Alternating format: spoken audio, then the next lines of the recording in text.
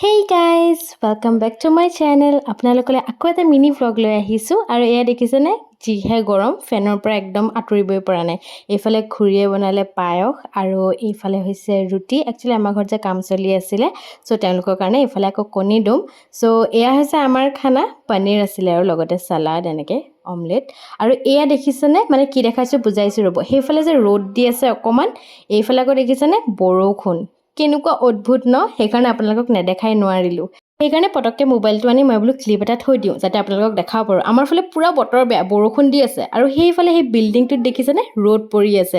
অকমান তুলিবলৈ চেষ্টা কৰিলে আৰু এতিয়া আমাৰ ইভিনিং স্নেক খুৰিয়ে মানে পিজ্জা বনালে আৰু সো সেইকাৰণে ভাবিলে এবাৰ আপোনালোকক দেখাই দিওঁ আৰু অকমান ইভিনিং ৱাক কৰিবলৈ ওলাই গৈছিলো। এফালে আমাৰ নামঘৰ, সো হেনেকে আৰু এতিয়া ৰাতিয়ে হ'ল আৰু শুব লৈছো, কিন্তু তাৰ লগতে মোৰ ধুনীয়া ভিউটো দেখাই দিছো বিছনাখনৰ পৰা। সো আজিৰ কাৰণে গুড নাইট, বাই বাই।